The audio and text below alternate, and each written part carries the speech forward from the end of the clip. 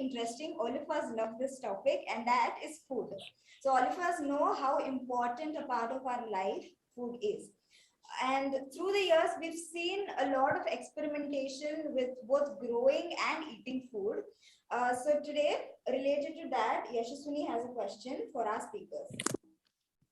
Shalini and Anumitra Akka run a restaurant called Edible Archives that celebrates the diversity of foods and ingredients in India.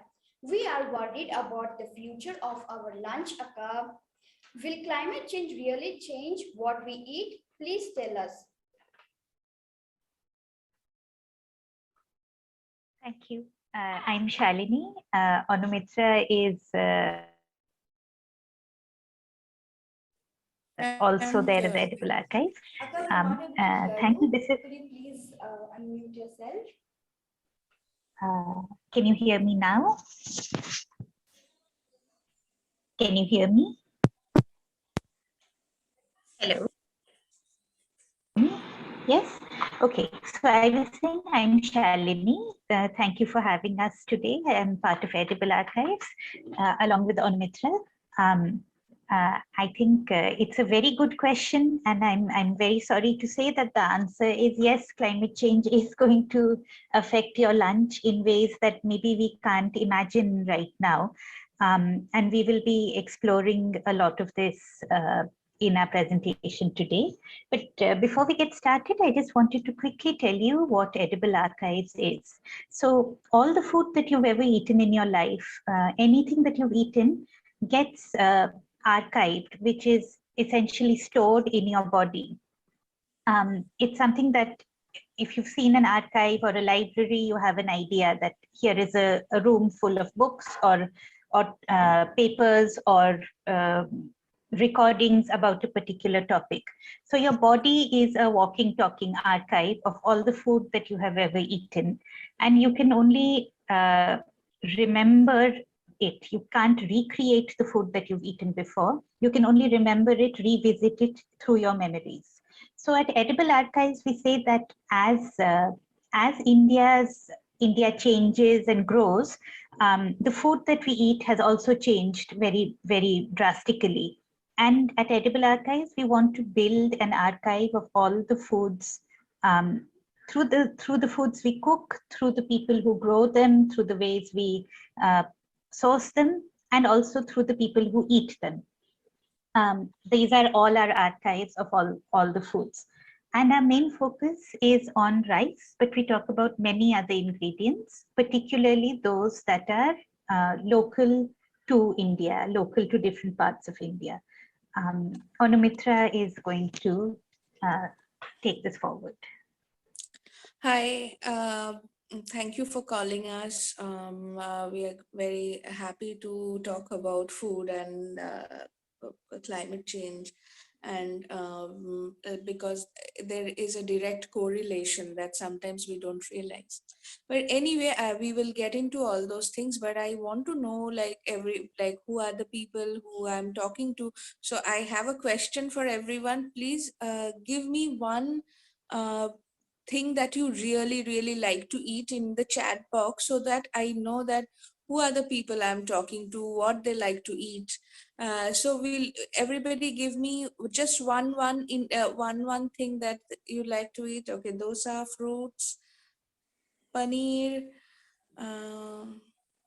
lasagna, Chocolate, foodie, paneer, pizza, biryani, burger, fried rice, lots of burgers, momos, lots and lots of momos, pani puri, fish curry, spaghetti. Korean cuisine, pizzas, cool. So, actually, like, it's very interesting fast that food. Fast food, yes. Maggie. So Maggie, yes, roti. Actually, if we categorize what you guys have said, like what the names are coming, there are three categories we see here. One is that you are putting ingredients, like somebody likes fruit, somebody likes banana, somebody likes fish.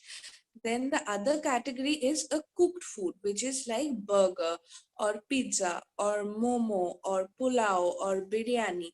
So what is like a biryani consist of? Like the biryani has chicken, the biryani has rice. Like if you are having a chicken biryani, the biryani has some spices. Sandwiches, somebody just wrote sandwich. So sandwich has bread, sandwich has some filling, like there might be some lettuce. So this is another category. So one category that people have written, which is or masala dosa. Masala dosa has urad dal, masala dosa has rice, then masala dosa has potato Potato. and other spices and onion.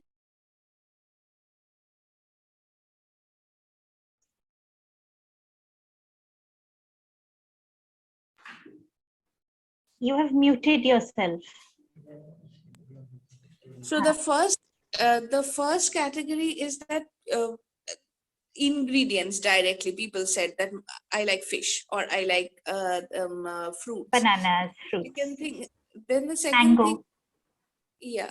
Then the second thing is like cooked food.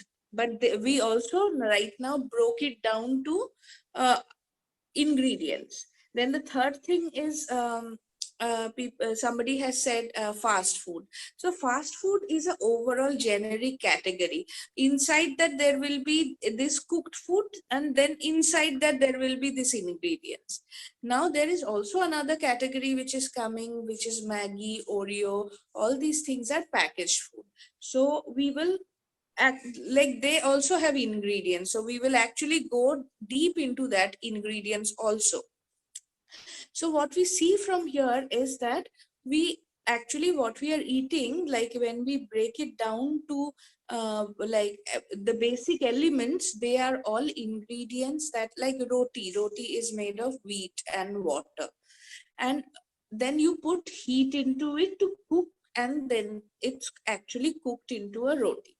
So basically it's different ingredients. We are actually breaking it down into ingredients, like all the rice, wheat, fruits, meat, all these things are different ingredients which are actually our main thing of concern. Like when we talk about how nature, climate change, all these things are related to food, actually what we need to do, the first step is to break it down into these ingredients which actually are directly related to nature, climate change and all that. Now the other category that, like the other category that I said that we will have to talk about, which is that the Maggie, Oreo, Lay's, Coca-Cola, cookies, all these things, there the ingredients, there the ingredients are actually not the kind of ingredients we were talking about. Like it's not like it's not rice, fish and one more thing. It's not like that. So Shalini will actually now talk about that what are the ingredients which goes into this packaged thing. Shalini, Thank are you you. ready? So the packaged foods yes, the packaged foods that we have, that people have mentioned, ramen, Maggi, chips, chocolate, Oreos, all these sorts of things. You all know what these packages look like, and you all know that at the back of them there will be a little list of ingredients. So unlike, say, buying a biryani in a restaurant, in a packet you will get a list of ingredients. I'm going to show you one right now. This is a packet of Maggi, Maggi masala noodles, and on the back there is this list of ingredients. Now, if we take a closer look at the list of ingredients, I am just going to do that. 1 second. Everybody should be able to see. So when you see this, it will say wheat flour, palm oil, iodized salt, thickeners, humectants, acid regulators. And then inside the masala, there are all these various spices, some of which you will recognize, like coriander, turmeric, etc. Then dehydrated or dried powder, onion, garlic, red chili, etc., coriander powder, all of these things. Again, we kind of know these. And then there will be some odd things. It will say, let's see, 1 second. Thickener, dehydrated mineral, acidity regulator, edible starch, yeast extract, corn savory powder. What is corn savory powder? I don't know. I don't know if anybody knows actually. All of these sorts of things are also there. If you look at any of your anything that you buy in a packet, you will see a list like this at the back. I'll show you one more. Yeah, Shalini, show something where it's more visible, because somebody has messaged that yeah, they can so see. Yes. So I'm showing now this sandwich biscuit. This is the back of a packet of Oreos. On the back it says all of these things. Again, refined wheat flour, sugar, fractionated fat, palmolin, invert sugar, cocoa solids, leavening agents number 500 and 503, starch, iodized salt, emulsifier number 322, nature identical flavoring substances, which means flavoring substances that are like nature but are not actually natural, right? That is what nature identical means. And it also says it contains wheat, sulfites, and soy. So now a lot of this is going to be stuff that we don't actually know what it is. We don't, these are not things that you find in your kitchen. These are not things that you necessarily find in restaurant kitchens even. But these are very commonly found in most processed food. So processed or packaged food. One of the most interesting things that pops up again and again is palm oil or palmolin or other versions of it. So again, have any of you had palm oil in your house? Have any of you, cooked with palm oil, seen anybody cooked with palm oil? Bought palm oil in the market, done, anything, like the way you must have seen coconut oil, you must have seen mustard oil, sesame oil, gingerly oil, all kinds of other oils. But no. So everybody is saying no. One person is saying, I have seen. In the village. In the village. Okay, so that I think you mean that you have seen people take oil from palm trees in the village. Ma'am, I have seen a street vendor using it. Yes, that is also there occasionally, not very often. Now, what is interesting is that in 2014, so about not very long ago, 8 years ago, someone did a study and found that 33%, 1 second, I will just share this with you.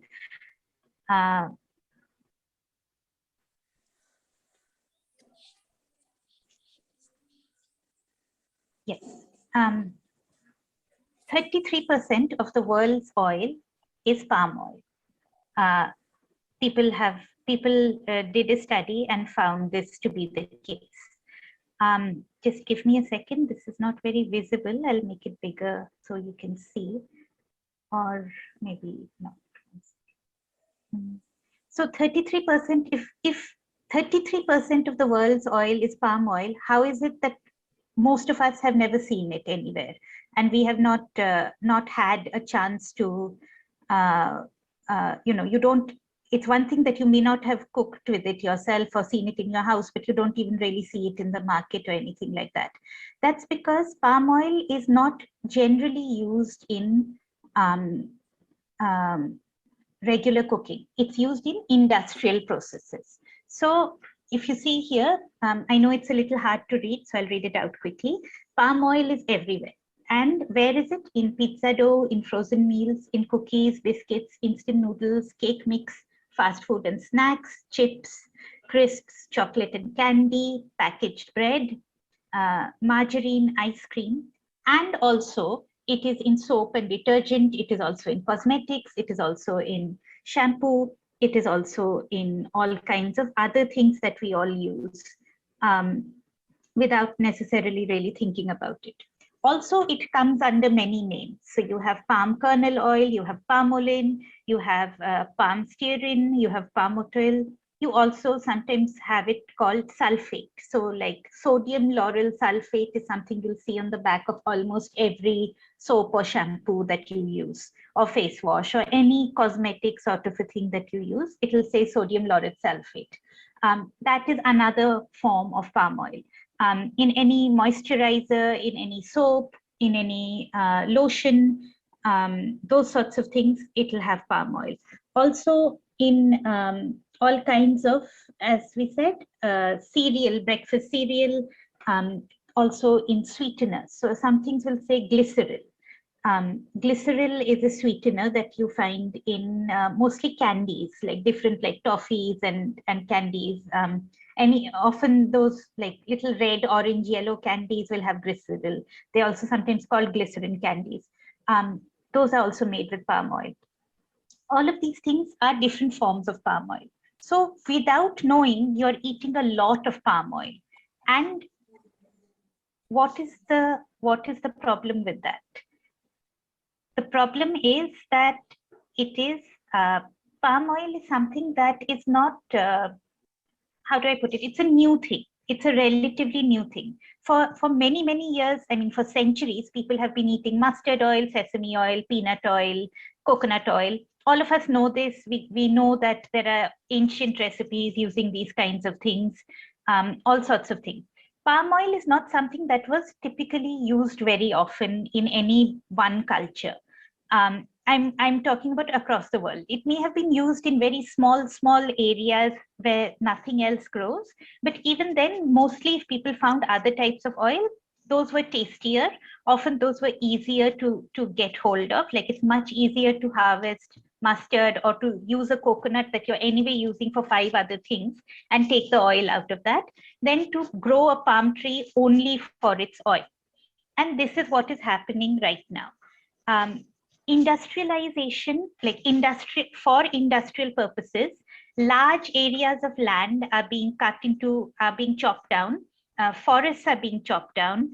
A lot of habitat for animals like orangutans, all kinds of wild birds, all kinds of interesting insects and frogs and reptiles, all of them are losing their habitat because their jungles are being cut, and instead they're growing only palm trees for palm oil. And that doesn't mean that they're cutting down one jungle and putting another jungle. It means that they're growing palms for 2 years, 3 years, and then chopping them down again. So it doesn't become a home for any of these things. Many people are asking, is palm oil good for health? Does it have health benefits? It has some health benefits, but it doesn't, the same health benefits apply to many other oils. The fact that it's an easy to use oil and a light oil is also true of, say, sunflower oil. It's also true of canola, rapeseed oil. Is also to some extent true of other oils that are used in traditional cooking, like sesame, peanut, and mustard. They have other health benefits. Actually, there's very little traditional food that is bad for health. Most things have some benefits and some disadvantages. And in palm oil, many people are asking, why are they not naming palm oil? Why are they only using palm oil and not any other oil? It's because when you are an industry, when you are making food or when you're making anything, cosmetic, anything on such a large scale, you need a lot of the same kind of oil and you need it to be easy to use. So if you use something like mustard oil, if you've ever cooked with mustard oil, you know that it has a strong smell. It can sometimes go bad easily. And it also has a high smoking point. Like the point at which it starts putting out smoke is high. Palm oil has a low smoking point. For a factory, it is easier to use palm oil. For you or me, it is not necessarily easy to use palm oil. For your mom to cook at home, it doesn't make a difference whether she uses palm oil or if she uses saffrola or canola oil or anything. It's not sorry, I have a lot of questions are coming. I'll answer them. Just give me a minute. I just want to quickly finish what I'm saying about palm oil, which is that it has more than its health impact, its environmental impact is terrible. And that brings us to my point, which is that what you eat right now, what you're eating today, what you had for breakfast, what you will go out and buy as your snack at lunchtime, or your snack in the afternoon, or the chocolate you eat, or the Oreos you eat, this is having a very this this decides what is happening in all parts of the world that you may never have even thought of, and also what is happening in India right now.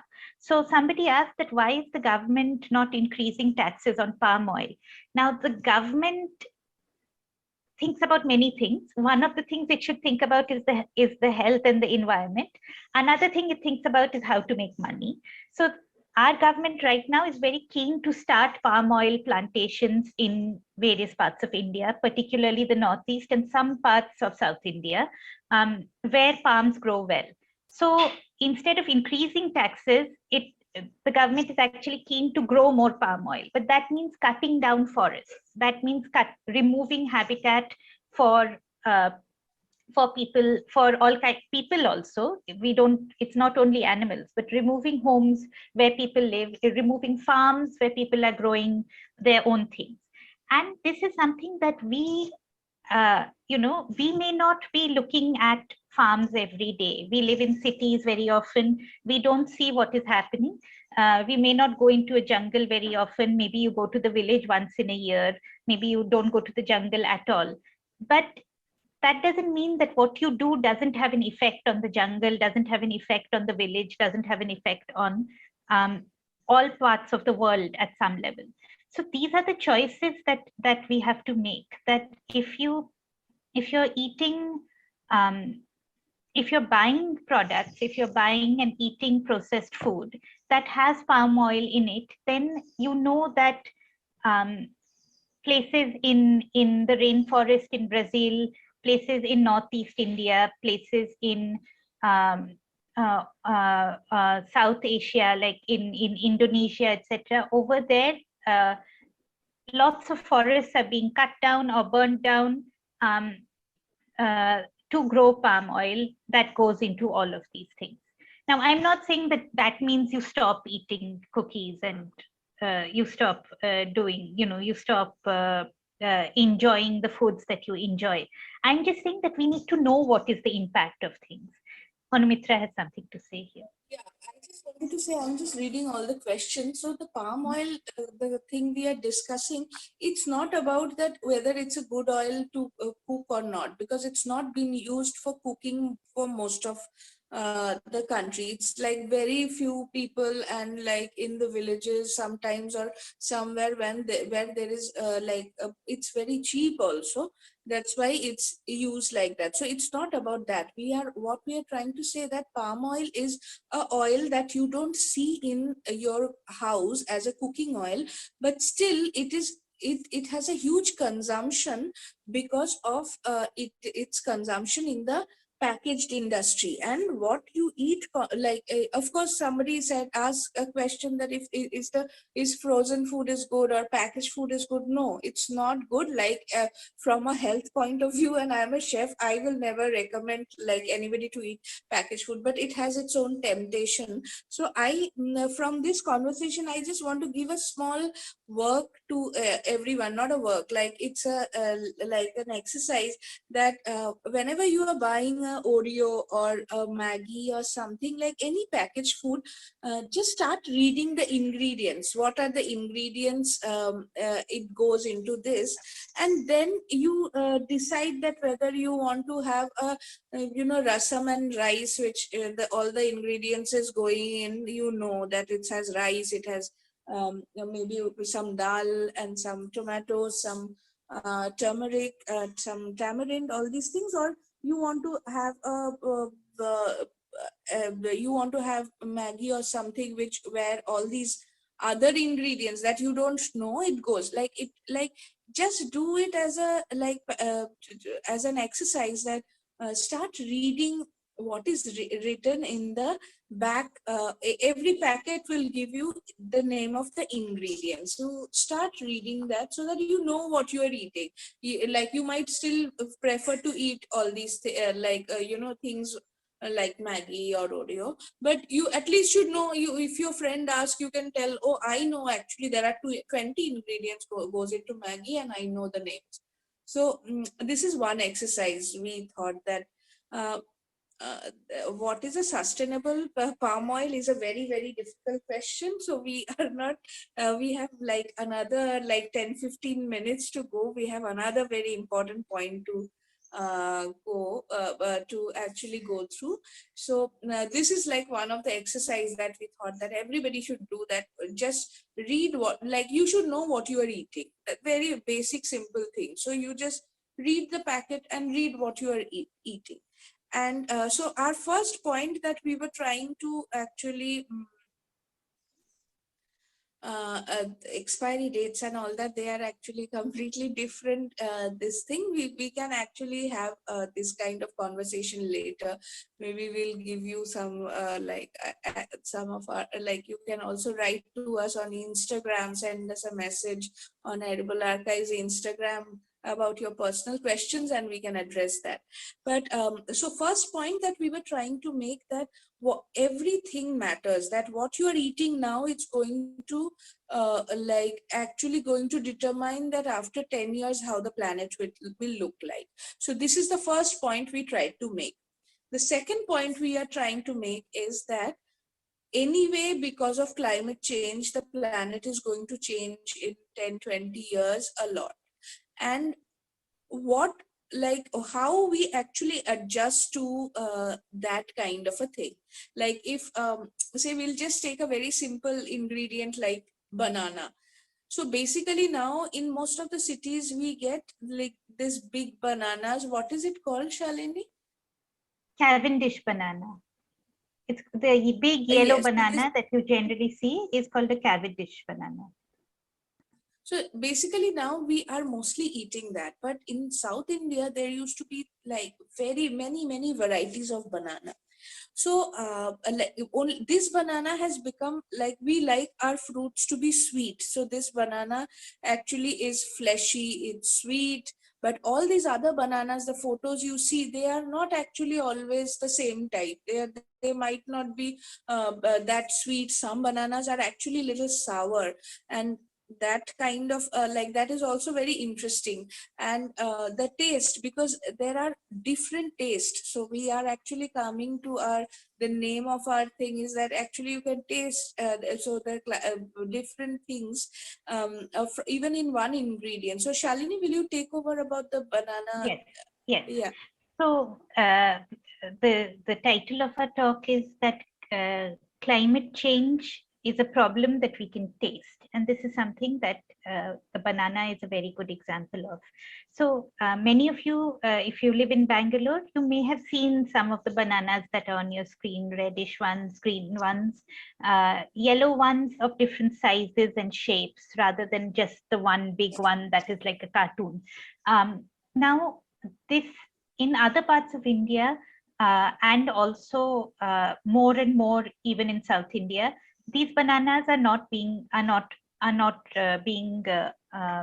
found so much, and that is partly because of climate change for some reasons, and partly because of the market also. So that basically, this yellow banana is something, the Cavendish banana is something that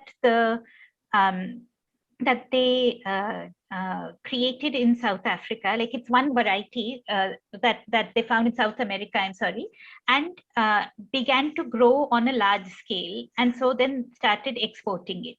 That means that some hundreds of varieties of bananas that used to be there in various parts of South America are now no longer grown as much, maybe in very small quantities here and there. In India now, the Cavendish banana is coming, and it's often grown in India also, but it is always replacing other local types of bananas that used to be grown in areas and that have different uses. So the Cavendish banana is a nice banana. I also like it. I eat it. but you can only really eat it if you want a sweet fruit. But traditionally, we have used bananas as vegetables. There's something called a bhaji banana, which is often green, and you can make different kinds of vegetables out of it. We have used bananas in they have some medicinal values also. Some bananas are very good for health in certain ways. Some of these red ones are good for that. Other bananas are used in different kinds of like kheers and payesh, along with those sorts of things, like the small yellow bananas that some of you may have eaten. They're very nice if you eat them with curd or with payesh or with any kind of sweet milky thing. And often the other thing is that many of them have different health, like in the sense that they have different minerals, they have different vitamins. Everyone says bananas are good for health. They have calcium, they have potassium. But apart from calcium and potassium, what other minerals and what other vitamins and all they have, this is not very commonly known. And different bananas have a different makeup of these things. So if we are thinking about, if you're thinking that today in 2022, you can get maybe 3 types of bananas if you're very lucky in one shop. If we don't become aware of these things, if we don't become aware that the Cavendish banana is taking over everywhere and the other bananas are slowly being sidelined, then by 2032, you may not get even those 3 types. You might get only Cavendish, which is what is happening in many parts of, say, in the US, you only get Cavendish, or if you're very, very lucky, you can get maybe one more, which they call the plantain. So this is something to think about, because we, as climate changes, as the world changes, different bananas, and I'm using the banana as an example, but different ingredients, everything that we eat, everything that keeps us alive, that makes our edible archive, actually has to be grown. Even these chemicals that we read on the packages, apart from the chemicals, if you take away everything but the chemicals, then you can't have anything edible, right? Like you have to have the wheat, you have to have the maida, you have to have everything else that is actually edible to make something food. And all of that has to be grown by somebody. It takes time, it takes effort, and also it depends on the climate. So if suddenly we find that the world is a lot hotter, or the world has a lot more rain, the Cavendish banana may not be the best banana to hold up to that. We see that in rice all the time. We see that in other kinds of ingredients. In parts of Europe, there is a nut called the chestnut. It used to be really common. Entire economies relied on the chestnut because pigs ate fallen chestnuts, and if you wanted to eat pigs, you had to take them to places where they could eat the fallen chestnut. Now, if that is, and then there was an insect that came and ate all the chestnut trees. It's called the chestnut blight. And now, actually, in Europe, that original chestnut is almost extinct. And they have to get a different kind of chestnut from America and grow it over there. And also, that has changed the whole way in which people think about trees, what trees are grown, what use the trees have. Because we have to remember, we are not the only people on the planet. Other animals, other birds use everything that we use, and they have as much right to it as we do. So when the chestnut trees went away and the different chestnut was replaced, a whole lot of birds could not build their nests in the same way. And there was a big change in what bird nesting patterns and bird flight and bird habit patterns in Europe along those times. So that is something that is also with a danger that we have right now in India, with as different kinds of ingredients are grown. And Cavendish banana is one of those things, because it's not local to India, unlike a lot of the other Indian varieties of banana that I'm showing you right now. And so their plantations work differently than local banana varieties and the animals and insects that also use those local banana varieties. So this is something that we have to keep in mind, that what we eat right now will determine what is grown 10 years later, will determine what other birds and animals are eating 10 years later, where they're living, what we have, what choices we have 10 years later. If suddenly all of these local varieties vanish over the course of the next 10 years, and we are not able to use those minerals, access those minerals and vitamins through bananas, that can be a problem. Like right now, we have diabetes is a big health problem, and people are remembering that there are rices that are good for diabetes, and there are, as opposed to the white rice that people say is bad for diabetes. But it's hard to get the rice that's good for diabetes. It exists. Nobody's arguing that it doesn't exist, but you can't find it in your market because the basic white rice has taken over. So this is what we don't want to happen. Anumitra?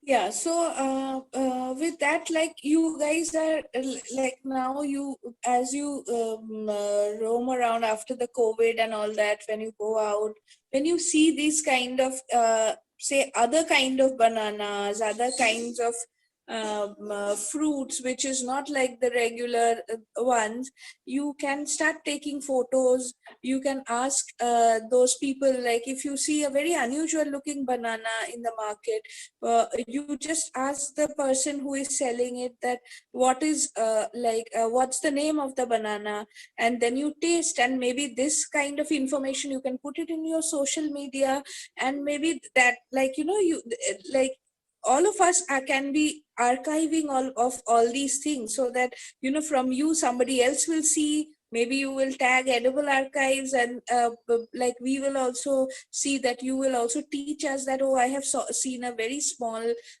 red banana somewhere in Tamil Nadu, and you know, like we can only like teach each other on different kind of these kind of things, which are going to actually help us to understand, like to keep the varieties on.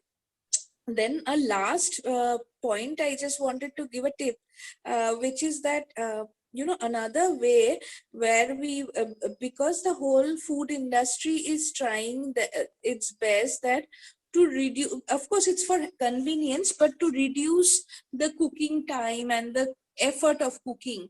So everything, like I had few interns from Bangalore 2 months ago, and I was telling them to make sambar, and they were not ready to make sambar with the because with the powder that we make. They were saying that we get it in a packet. Where is that packet? I was saying, I don't have a packet, but I'll make the sambar powder for you, and you make the sambar. But they were not like they were not trusting my like my sambar powder, because it has, like, they can see coriander, they can see chilies, and they can see little bit of asafoetida and all these things, but they these are real ingredients, but they actually trust the packaged sambar powder. So I have another interesting tip for you guys, because you know, this is going to be really massive in another 10-20 years, that most of the like people will spend much less time in actual cooking at home. And though there will be a lot of photos or food in Instagram, but the cooking time will actually not be that much. So another way you can also be more equipped to deal with climate change and all the issues is that if everybody knows how to make 4-5 dishes, you can survive on that. You don't have to constantly eat packaged food, which is, if you are constantly eating packaged food, that is actually you are increasing plastic, because everything comes in a packet, which is you increasing plastic. You are not going doing very like, if you are eating packaged food every day, then that's not healthy for you.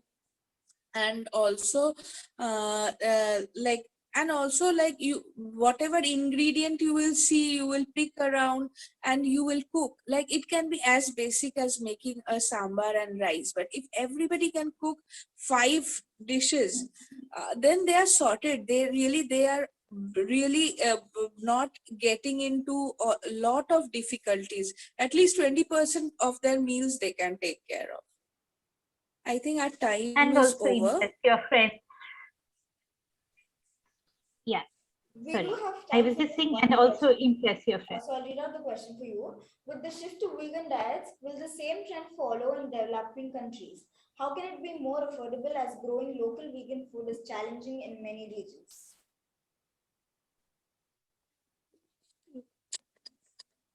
I think actually that this trend is not going that way. In a lot of, I mean, I'm not speaking for all developing countries, but in India, certainly a lot of people who, let's say that their grandparents maybe did not eat meat, they are eating meat now. Or people who did not eat meat as often are eating meat more. Maybe it was something, it was once in a year or something. Now it's becoming a more common thing. So yes, some people are going vegan, but I would say that on the whole, mostly it's going the other way in India at least. Thank you so much for answering that question. With that, we come to an end of this session.